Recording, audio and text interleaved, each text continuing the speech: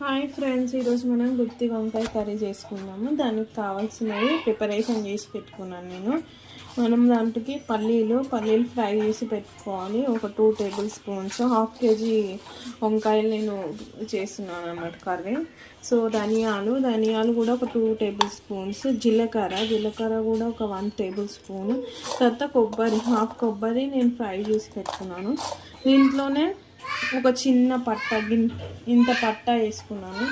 And 3 లవంగాలు, ఒక 3 ఇలాచీలు వేసి ఫ్రై చేసేసుకున్నాను. మళ్ళీ డ్రై రోస్ట్ చేసుకున్నాను. నేను పొయ్యి మీద కాల్చాను. ఇది ఫోక్ స్పూన్ పెట్టేసి అన్ని సైడ్స్ మంచి కాల్చుకున్నాను. కాల్స్తే మంచి టేస్ట్ వస్తుంది ఫ్రై చేసిన దానికంటే.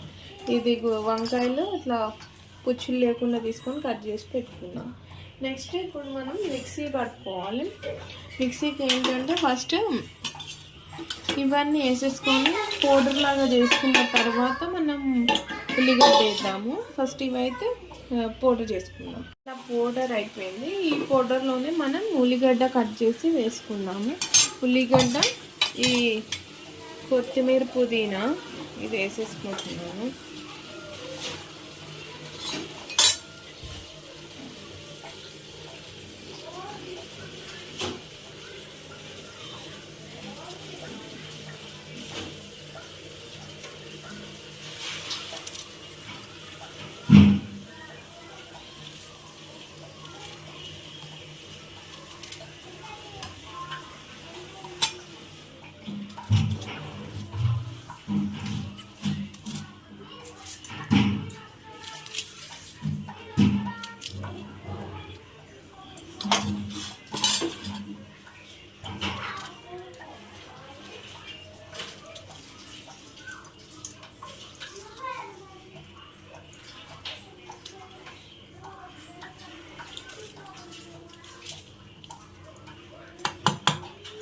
ఉల్లిగడ్డ వేసేసుకున్నాను. ఇప్పుడు దీంట్లోనే ఉప్పు, కారం కూడా వేసేసుకున్నాను.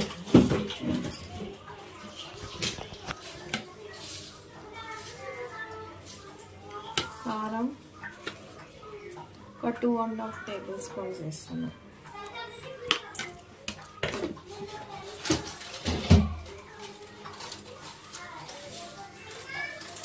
ఉప్పు ఒక 1 టేబుల్ స్పూన్ ఫుల్ వేసేస్తున్నాను. ఎందుకంటే చింతపండు వేస్తాను కాబట్టి పులుపుకి ఉప్పు సరిపోతుంది.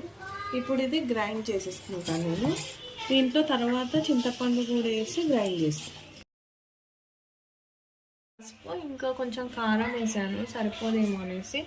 ఇక్కడ ఆల్రెడీ చింతపండు నానబెట్టుకొని పెట్టుకున్నాను. సో ఈ చింతపండును కూడా వేసేద్దాం.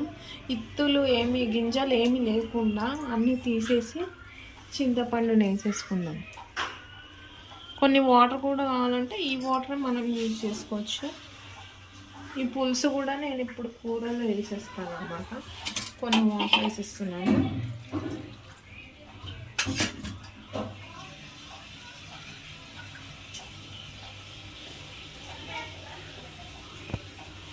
దీన్ని గ్రైండ్ చేసుకున్నాం.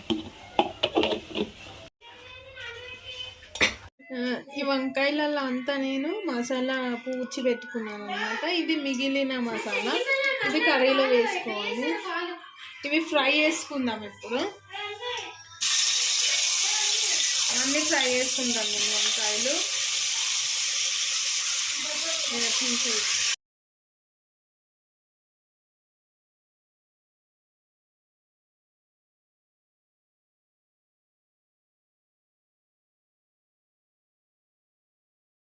ఫ్రై అవ్వాలి, ఆయిల్లో మెత్తగా అయిపోవాలి. దాని తర్వాత మనం పేస్ట్ వేసుకుందాం. ప్యూరీ ఉంది కదా, ఆ ప్యూరీ అప్పటి వరకు అయితే దీన్ని ఫ్రై చేసుకుందాం నీట్గా. చిన్న మంట పెట్టి ఫ్రై చేస్తాం. ఫ్రై అయింది, కొంచెం మెత్తగా అయిపోయింది. సో దీంట్లో నేను పేస్ట్ వేసాను. కొంచెం కరివేపాకు వేస్తున్నాను. దీన్ని బాగా ఫ్రై చేసుకోవాలి. పేస్ట్ని కొంచెం చాలా మంచి ఫ్రై అయినాక నూనె అంతా పైకి వచ్చిన తర్వాత నేను వాటర్ పోస్తాను అన్నమాట. కొంచెం మనం ఆయిల్ అంతా పైకి వచ్చేసింది చూసిరా. ఇప్పుడు వాటర్ వేసేద్దాం.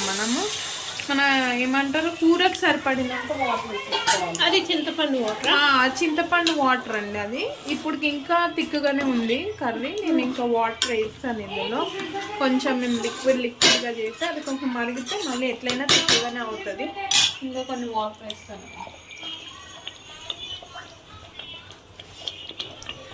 మొత్తానికి టెంప్టింగ్ ఉంది.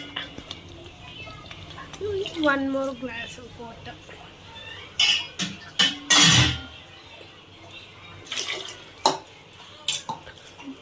కలిపేసుకుందాం దీన్ని. ఇప్పుడు ఇది ఆయిల్ బయటకు వచ్చేదాకా మరగనివ్వాలి. మరిగిన తర్వాత తిప్పుకోవాలి, మూత పెట్టేసి. ఇది బాగా మరిగిపోతుంది, ఆయిల్ కూడా పక్క నుంచి రిలీజ్ అవుతుంది. ఇంకొక 5 minutes కొడితే మన గుత్తొంకాయ రెడీ అయిపోయింది.